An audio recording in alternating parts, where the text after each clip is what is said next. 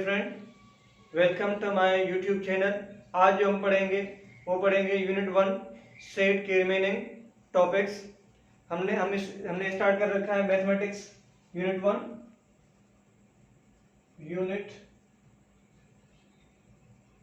1 class 9th और matric की mathematics syntax book board जाम शुरू की सिंटैक्स बुक बोर्ड जाम शुरू यूनिट 1 हम पढ़ रहे हैं। आज जो इस लेक्चर में हम पढ़ेंगे वो पढ़ेंगे properties of sets. Properties of set. Okay, आज जितना भी डिस्कस करेंगे वो प्रॉपर्टीज ऑफ सेट्स के बारे में हम डिस्कस करेंगे। ठीक है, तो सबसे पहली प्रॉपर्टी होती है कम्यूटेटिव लॉ। क्या? कम्यूटेटिव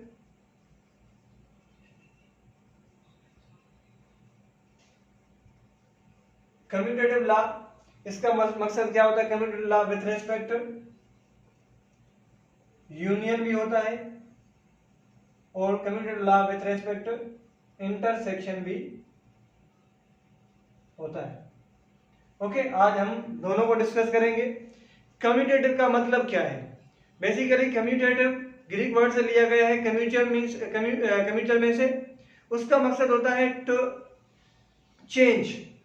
मीन्स क्या करेंगे? उन पोजीशंस को चेंज करेंगे, उनकी प्लेस चेंज करेंगे, फिर देखेंगे कि क्या उस ऑपरेशन के अंदर ये चीजें आ रही हैं कि नहीं। ठीक है, तो देखते हैं। मैंने लिखा है commutative law with respect to union and intersection. So A union B, सबसे पहली ए यूनियन बी बराबर होता है बी यूनियन ए के। ए यूनियन बी बराबर होता है बी यूनियन ए के। तो ये आपकी हो गई यूनियन की property bye commutative law of union. दूसरा कम्यूटेटिव लॉ ऑफ इंटरसेक्शन। तो यहाँ पे यूनियन की जगह पे हम इंटरसेक्शन यूज करेंगे।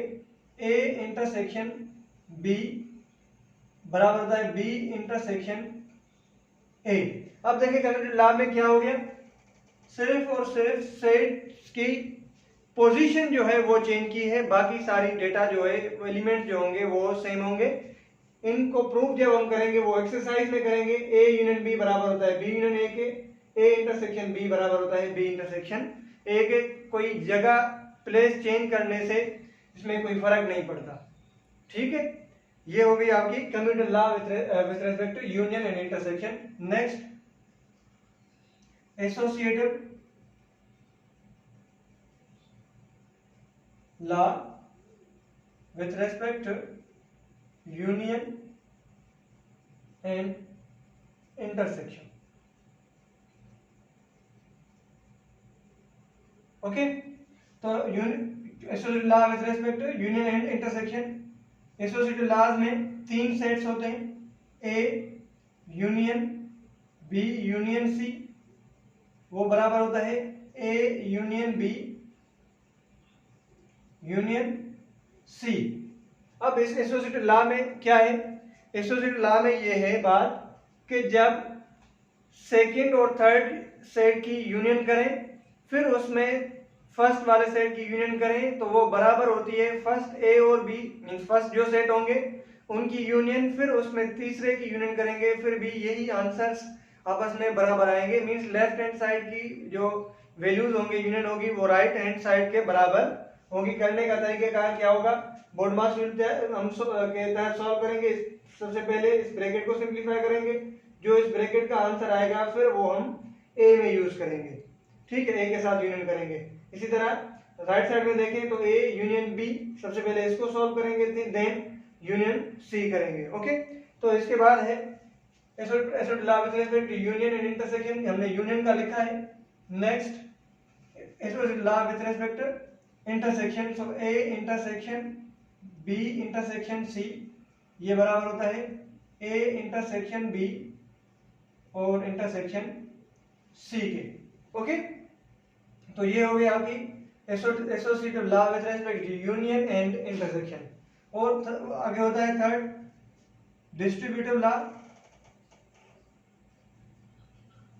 Distributive law,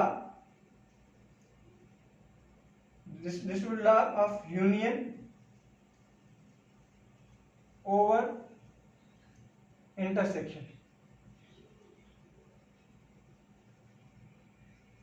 distributive law of union over intersection, इसमें भी एसोसिएटिव लॉ और डिस्ट्रीब्यूटिव लॉ में 3 सेट्स होते हैं। ओके, तो हम लिखेंगे distributive law of union means A union, आगे ओवर हम ब्रैकेट लगाएंगे, over intersection means B intersection C, तो ये बराबर होता है ए यूनियन बी,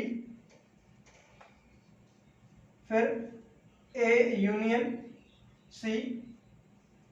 ओके, अब जो ओवर की बात हो रही है हम ओवर यहां पे लगाएंगे, तो ये आपका ये हो गई distributive law of union over intersection. इसी तरह अगर फोर्थ हम लिखना चाहें तो वो होगा distributive law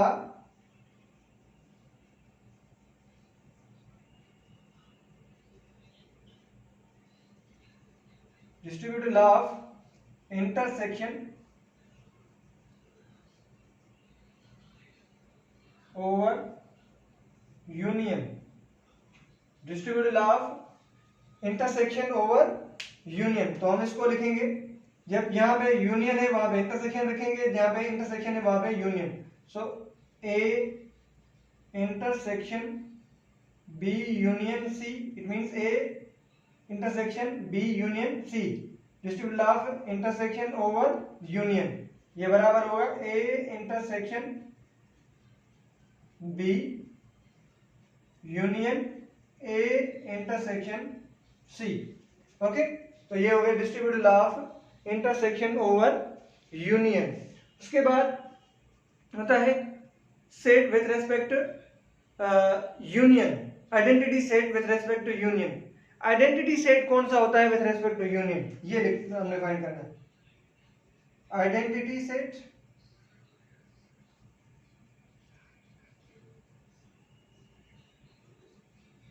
with respect union,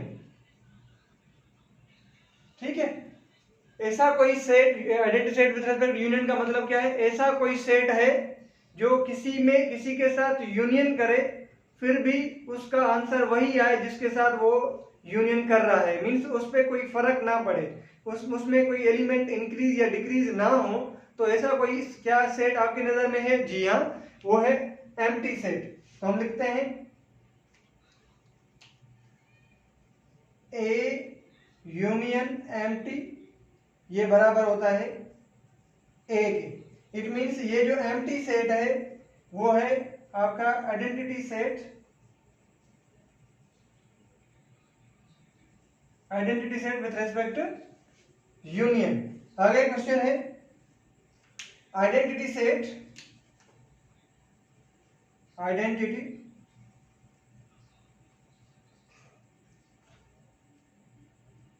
set with respect to intersection.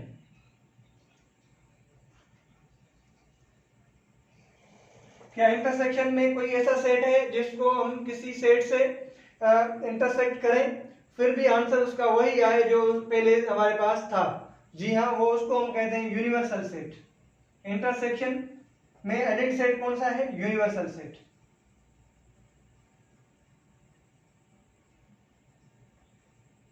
Okay, हम लिखेंगे ए इंटरसेक्शन यूनिवर्सल सेट, ये बराबर होता है ए के। ऐसा क्यों करते हैं? यूनिवर्सल सेट से ही हम क्यों ये इसको आइडेंटिटी कर रहे हैं विद रिस्पेक्ट टू इंटरसेक्शन?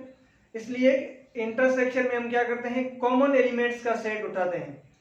तो जाहिर सी बात है ए के सारे एलिमेंट यूनिवर्सल में होंगे, तो इनकी जब हम इंटरसेक्शन करेंगे तो ए ही आएगा। इस identity set with respect to union, तो ए एक ऐसा सेट है जब किसी एम्प्टी सेट से, कोई भी सेट हो, किसी एम्प्टी सेट से यूनियन करेंगे। यूनियन में क्या करते हैं, सारे एलिमेंट, सब सारे सेट्स के एलिमेंट कंबाइन करके लिखते हैं। तो जब हम ए सेट के एलिमेंट एम्प्टी सेट से यूनियन करेंगे तो वही आंसर आएगा जो हमारे पास ए था। ठीक है, तो ये आपके हो गए कुछ प्रॉपर्टीज ऑफ सेट। ओके, तो हम आगे डिस्कस कर रहे हैं कार्टेशियन प्रोडक्ट। हमने पीछे डिस्कस किया था ऑर्डर्ड पेयर। क्या ऑर्डर्ड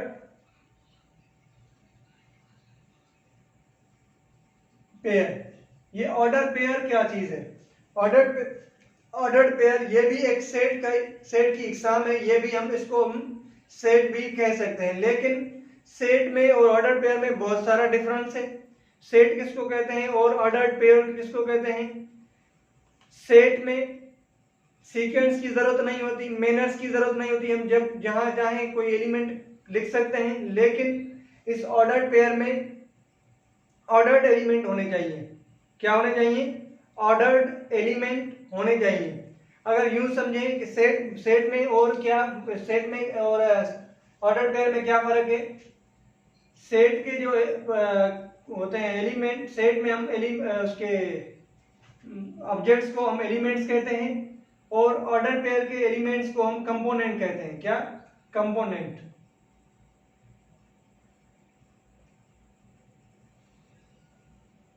ऑर्डर पेयर के एलिमेंट ऑब्जेक्ट्स को हम क्या कहते हैं? कंपोनेंट्स, और सेट में एलिमेंट्स उनको कहते हैं। ठीक है, ऑर्डर पेयर में एलिमेंट्स ऑर्डर्ड होते हैं। क्या होते हैं? Ordered.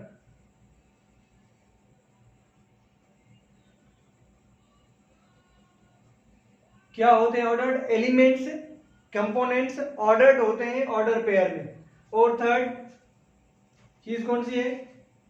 Order pair in small bracket में लिखे जाते हैं। ठीक है, लेकिन सेट कैसे लिखते थे हम? सेट को हम कर्ली ब्रैकेट के अंदर लिखते थे। ठीक है, कोई भी सेट जब अगर हम उनकी इक्वलिटी चेक करना चाहते थे तो हम क्या करते थे? एक सेट के एलिमेंट देखते थे, उसके और उस दूसरे सेकंड के सेट के एलिमेंट अगर बराबर हैं तो हम कहते थे ये दोनों सेट्स इक्वल हैं। यहाँ पे ऑर्डर्ड पेयर में ऐसी बात नहीं है। यहाँ पे थोड़ी सी मुख्तलिफ बात है। ये है कि करस्पॉन्डिंग एलिमेंट बराबर होना चाहिए। अगर मैं यहाँ पे यूं दो ऑर्डर पेयर लिखूं,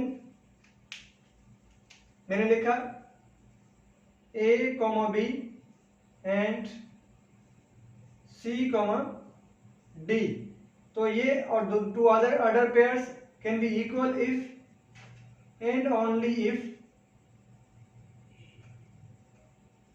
ये जब ही बराबर हो सकते हैं जब करस्पॉन्डिंग मींस A बराबर हो C के और B बराबर हो D के। ठीक है, लेकिन अगर मैं सेट लिखना चाहूं, यहाँ पे एक एग्जांपल करते हैं सेट का। अगर A सेट है, उसके एलिमेंट है 1 2 3, और B सेट है, उसके एलिमेंट है 3 4 1 या 3 2 1। क्या ये दोनों सेट्स बराबर हैं? ये दोनों सेट्स आपस में बराबर हैं। इसके एलिमेंट 1 2 3 और इसके भी एलिमेंट 1 2 3, लेकिन यहाँ पे एक सीक्वेंस नहीं है, यहाँ पे एक सीक्वेंस है, ये भी बराबर है। लेकिन ऑर्डर पेयर में क्या करेंगे? ऑर्डर पेयर में करस्पॉन्डिंग प्लेस देखेंगे, क्या उनकी प्लेस सेम है कि नहीं। जब प्लेस सेम होगी तो फिर हम कहेंगे ये ऑर्डर पेयर आपस में बराबर हैं।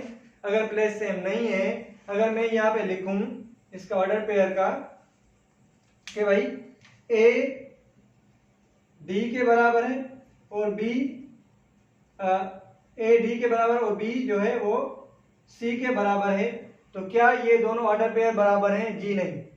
ऑर्डर पेयर ये जब बराबर होंगे जब A बराबर होगा C के और B बराबर होगा D के। ये बातें हैं ऑर्डर पेयर में। आज जो हमने डिस्कस किया वो डिस्कस किया प्रॉपर्टीज ऑफ सेट और ऑर्डर पेयर के बारे में। नेक्स्ट इंशाल्लाह हम रिलेशंस के बारे में पढ़ेंगे, बाइनरी रिलेशन के बारे में, और फंक्शन को मजीद डिटेल में डिस्कस करेंगे और कोऑर्डिनेट को डिस्कस करेंगे। अब तक के लिए अल्लाह हाफिज। थैंक